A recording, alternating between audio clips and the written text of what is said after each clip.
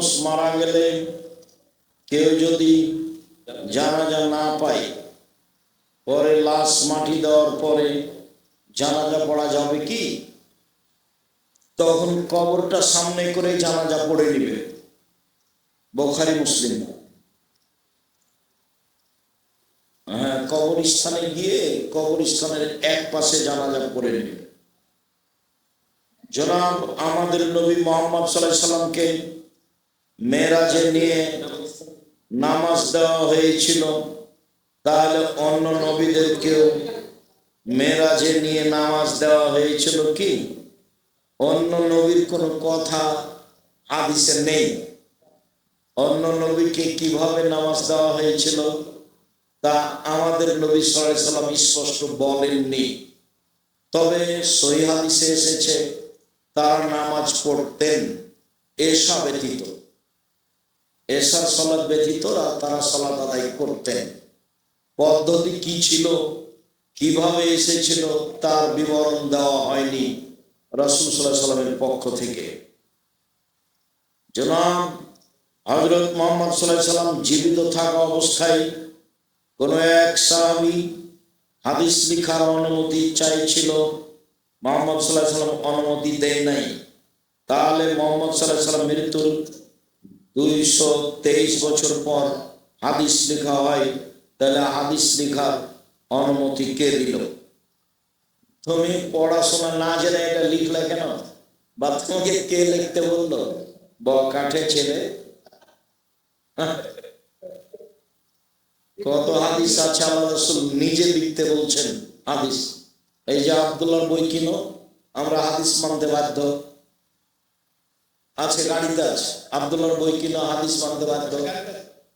যারা সজল যে বলছে যে আব্দুল্লাহর কাছে পরাজয় বরণ করেছে, ওই যে সজল লন্ডনে থাকে না, রোশন সজল না কি যেন নাম, বলছে শুধু কোরআন মানতে হবে। কোরআন যে মানতে হবে তার প্রমাণ কি? কে বললো কোরআন মানতে হবে? কোরআন তো অনেকদিন পরে লিখা হয়েছে, ছাপা হয়েছে। কোরআন মানতে হবে তার প্রমাণ কি? আল্লাহ বলছেন ইয়াহদি বিহি কাসীরা ওয়া ইউদিল্লু বিহি কাসীরা।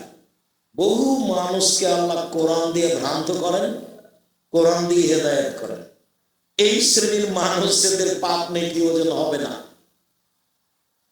যারা এগুলো বলে সজলের মতো। আল্লাহর নবী হাদিস লিখতে বলেছেন, সাহাবীগণ ধরে রেখেছেন, লিখে রেখেছেন। আব্দুল্লাহ ইবনে উমর লিখতেন আর আবু হুরায়রা রাদিয়াল্লাহু আনহু মুখস্থ করতেন।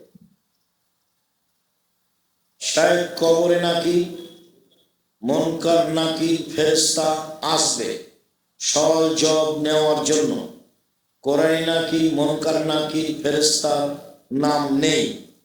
কোরআনে আছে কেরামান কাতিবিন, সম্মানিত লেখক, আর হাদিসে তাদের নাম উল্লেখ হয়েছে।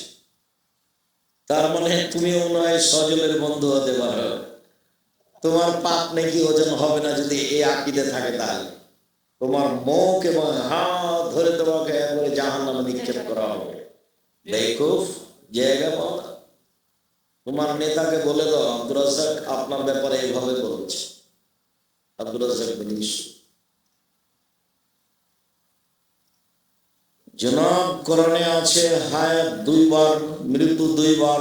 তাহলে কবরে যদি জিন্দা করে সওয়াল জবাব নেওয়া হয়, তাহলে হায়াত আবার মৃত্যু কতবার হয়? তুমি গুনে দেখো কতবার হয়। একবার এ ছিল, শুক্রকীট ছিল, তখন মরা ছিল, জীবিত হয়ে দুনিয়ায় এসেছে। একবার জীবিত হয়েছে, আবার মারা যাবে, মারা গেছে, আবার জীবিত হয়ে উঠবে। তাই আল্লাহ কোরআনে বলেছেন দুবার মরা, দুবার জীবিত। জনাব মানুষ মৃত্যুর পর থেকে জান্নাত জাহান্নাম এর ফয়সালা দেওয়া হয় নাকি? হাসরের মাঠে বিচারের পর জান্নাত জাহান্নামের ফয়সালা দেওয়া হয়। ফয়সালা পৃথিবী সৃষ্টির 50,000 বছর পূর্বে দেওয়া হয়েছে। ওইটা তার তাকদির অনুযায়ী তার গতিবিধিতে বাস্তবায়ন হবে। পৃথিবী সৃষ্টির 50,000 বছর পূর্বে 4টে জিনিস লেখা আছে, হায়াত ও মওতা ও রিজকা ও মাসায়বা। তার জীবন, তার মরণ, তার রুজি, তার রোগ ব্যাধি। এই জন্য তো আমি করোনা মানিনি। সারা দুনিয়া যদি একদিকে হয়, আমি আব্দুর রাজ্জাক বিন ইউসুফ করোনা মানবো না। কিয়ামত পর্যন্ত যদি আর কোনোদিন কাবা ঘরে পরস্পর না দাঁড়ায় পায়ে পা মিলিয়ে, আমি বলবো না যে এটা জায়েজ। কেন? ফাঁকা ফাঁকা করে 3 ফুট পর পর দাঁড়ানো বৈধ করতে হলে আবার মোহাম্মদ সাল্লাল্লাহু আলাইহি ওয়াসাল্লাম কাজতে হবে। তার চেয়ে করলেন আমি বেশি বুঝলে তাহলে তো উল্টা হয়ে গেল। আমরা ওরকম ধর্ম মানি না। আমাদের নাম মুসলিম, আমাদের ধর্মের নাম ইসলাম। আমরা বিশ্বাস করি আল্লাহ আছে, আমরা বিশ্বাস করি আমাদের নবী ছিলেন মুহাম্মদ সাল্লাল্লাহু আলাইহি ওয়াসাল্লাম। আমরা এভাবে সাক্ষ্য দিয়েছি। আমরা বিশ্বাস করি মানুষের মরণ হবে, কবরের শাস্তি হবে, কবরে ভালো থাকবে, পুনরায় জীবিত হবে, ভাগ্য আছে, জাহান্নাম জান্নাত আছে। আমরা এভাবে বিশ্বাস করি, এভাবেই মরতে রাজি। তুমি তোমার মতো মরগা তাতে আসে যায় না। আমরা কোনভাবে মরতে চাই? আল্লাহ সেটা আমরা বিশ্বাসী যে আল্লাহ আছেন। আমাদের নবীর নাম মুহাম্মদ সাল্লাল্লাহু আলাইহি ওয়াসাল্লাম। মানুষের মরণ হবে, কবরে শাস্তি সুবিধা আছে, বিচারের উঠে মাঠে মানুষ উঠবে, মানুষের পাপ নেকি ওজন হবে, জাহান্নাম জান্নাত আছে।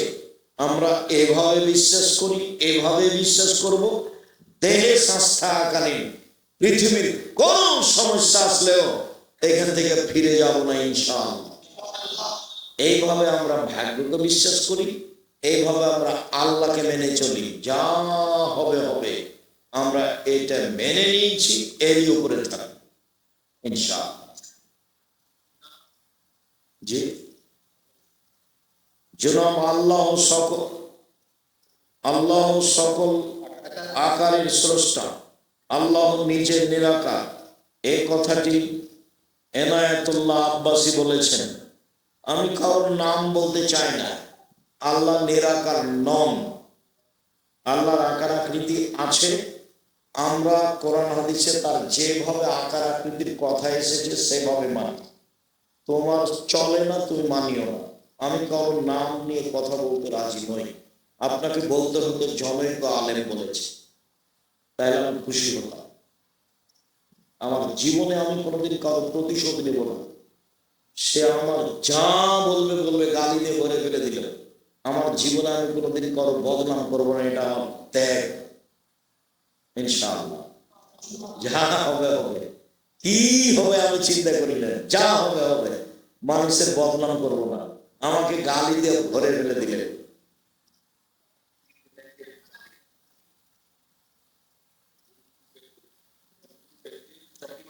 বিমা ও ব্যাংকে জব করা যাবে কি না চাকরি করা যাবে না? বিমা ব্যাংক এগুলো সব সুদ।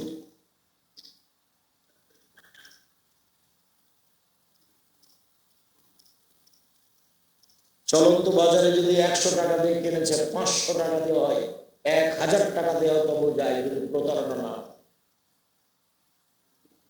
কোনো সমস্যা নেই। আল্লাহ রাসূল একজন সাহাবীকে বললেন যে কুরবানির জন্য একটা ছাগল কিনে নিয়ে এসো। তখন সাহাবী বাজারে গিয়ে 1 টাকা দিয়ে একটা ছাগল কিনেছে, তাকে 2 টাকায় বিক্রি করেছে।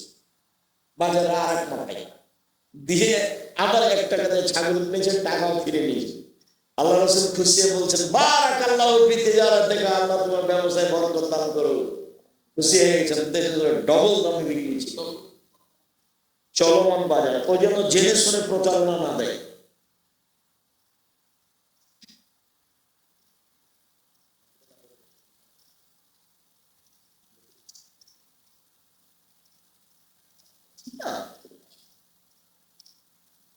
মান্নত করে থাকলে কাফারা লাগে।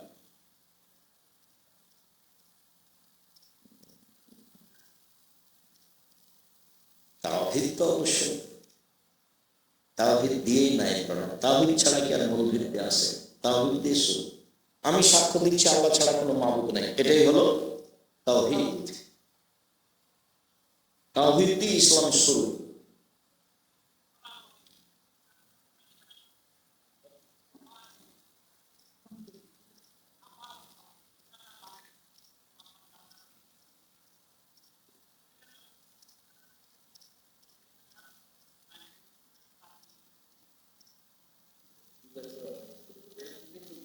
আপনারা বোঝাতে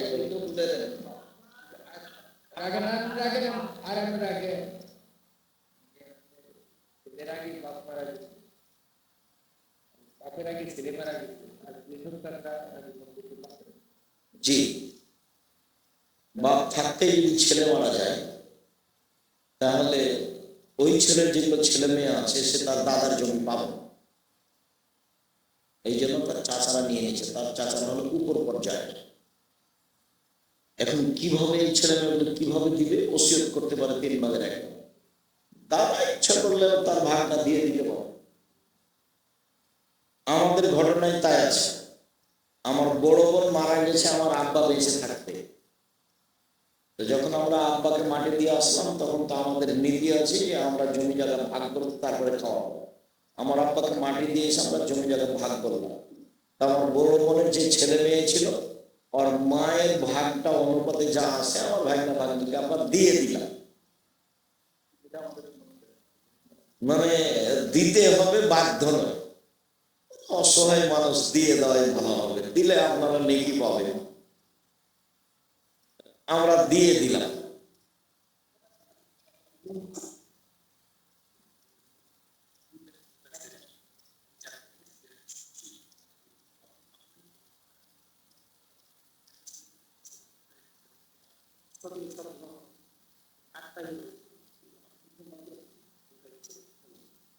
বলছে ছেলেটা যে ইমাম বুখারীর ওস্তাদের ওস্তাদ হচ্ছেন আবু হানিফা রাহিমাহুল্লাহ। তো এখন আবু হানিফা রাহিমাহুল্লাহকে মানবো না বুখারী মানবো?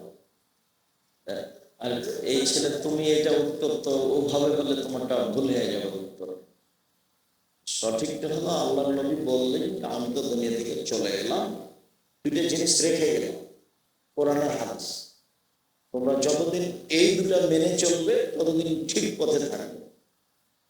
যদি এই 2টা মেনে না চলো তাহলে ভুল পথে চলবে।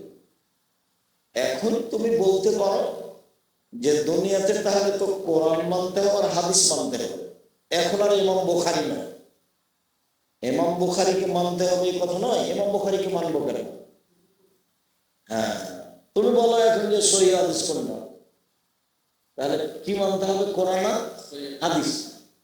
তাহলে ইমাম বুখারীকে মানতে হবে এই কথা নয়। বুঝতে পারলেন কথা? ইমাম শাফিঈকে মানতে হবে এই কথা নয়। কি মানতে হবে বলো তো? কোরআন এবং সহিহ।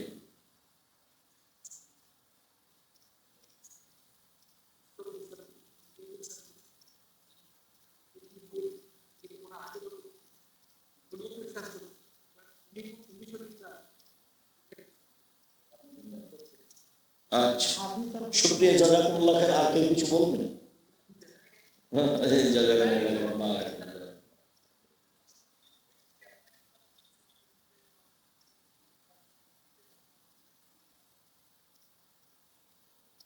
মরার সাথে সাথে সাদা কাপড় দিয়ে ঢেকে দিতে হয়। তারপরে পানিতে বড়ই পাতা দিয়ে পানিটা গরম করে ওকে বাম কাতে রেখে শরীর থেকে কাপড় সরিয়ে দিয়ে পুরো শরীরটা ভিজিয়ে বড়ই পাতার পানি গরম করে তার সাবান দিয়ে পুরোটা শরীরটাকে ভালো করে ডলে ডলে ধুয়ে ফেলতে হবে হাত দিয়ে 3 বার পুরো শরীর। এর হলো ধোয়া। তারপর ওকে আবার বাম কাতে করে ডান কাত থেকে আগে ধোয়া শুরু করতে হবে। আগে উজু দিতে হবে, নাক কানগুলো একটু যেভাবে উজু করে এইটা ধুয়ে দেওয়া, মুখটা ধুয়ে দেওয়া, নাকে একটু ভিজা আঙ্গুল দেওয়া, মুখে একটু ভিজা আঙ্গুল দেওয়া, পা দুটো ধুয়ে দেওয়া। তারপরে বাম কাতে রাখা, ডান দিক ধুয়ে আবার ডান কাতে রেখে বাম দিক ধুয়ে, এগুলো 3 বার করতে হবে। একটু লম্বা সময় লাগবে। 3 বার করার পরে গা হাতটা মুছিয়ে দিয়ে 3টা কাপড় বিছাতে হবে। কাপড় 3টা কাপড় বিছিয়ে 3টাই সমান হলে সমস্যা নেই, ছোট বড় সময়। লাশটা উঠিয়ে দুদিক থেকে কাপ উঠিয়ে কবরস্থ লাশটা নিয়ে যাবে। আগে পানা আগে মাথায় এই হিসাবের দরকার নেই। মানুষ আগে গেল না পিছিয়ে গেল এটার দরকার নেই। কবরে রাখলো কখন, আগে না পরে, এগুলোর হিসাব নাই। রাখার সময় তো বলতে হবে বিসমিল্লাহ ওয়া আলা মিল্লাতি রাসূলিল্লাহ সাল্লাল্লাহু আলাইহি ওয়াসাল্লাম।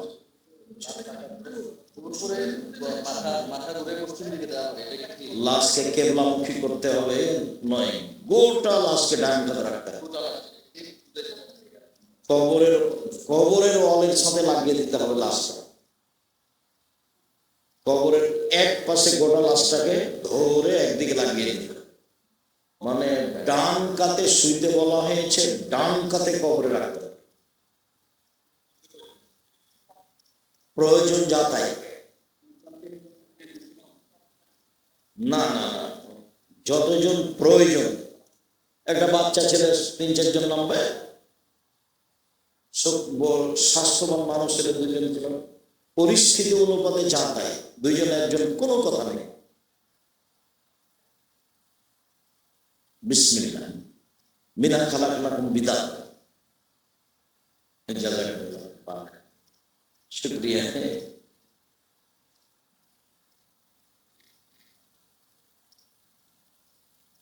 হিন্দু যদি কবরের শাস্তি হবে, হিন্দু যদি মারা যায়,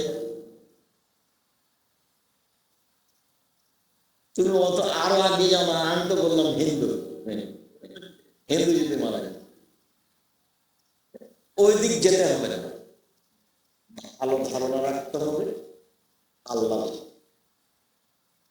খারাপ মানুষ শুক্রবারে মেরে গেলে জান্নাত পেয়ে যাবে এটা কথা নয়। এক শ্রেণীর মানুষ আছে আল্লাহ হিসাবে, যারা জুমার দিন মারা গেলে পাপ থাকলেও আল্লাহ তাকে কি করে দেবেন,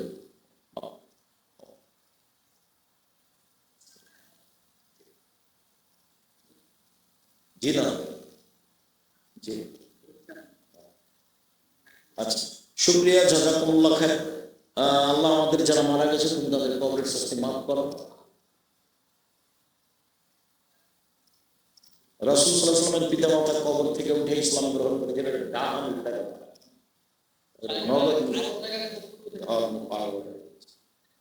আল্লাহ আমাদের যারা মারা গেছে তাদের, আল্লাহ রাসূল তার জন্য ক্ষমা চাওয়ার অনুমতি পাননি। আল্লাহ রাসূল নিজে বললেন আমার মায়ের ক্ষমার জন্য বলিলে হবে না, বুখারী মুসলিমের হাদিস। যে আল্লাহ আমাদের যারা মারা গেছে তুমি তাদের কবরের শাস্তি মাফ করো। আমরা যারা অসুস্থ তুমি তাদের আরোগ্য দান করো। আমরা যারা বেঁচে আছি তুমি তাদেরকে তোমার রাসূলের পদ্ধতি অনুযায়ী চলার তৌফিক দান করো। রমজান মাস চলে আসে, তার পূর্বে শাবান, তুমি শাবানের সিয়ামগুলি পালন করার তৌফিক দান করো। মানুষের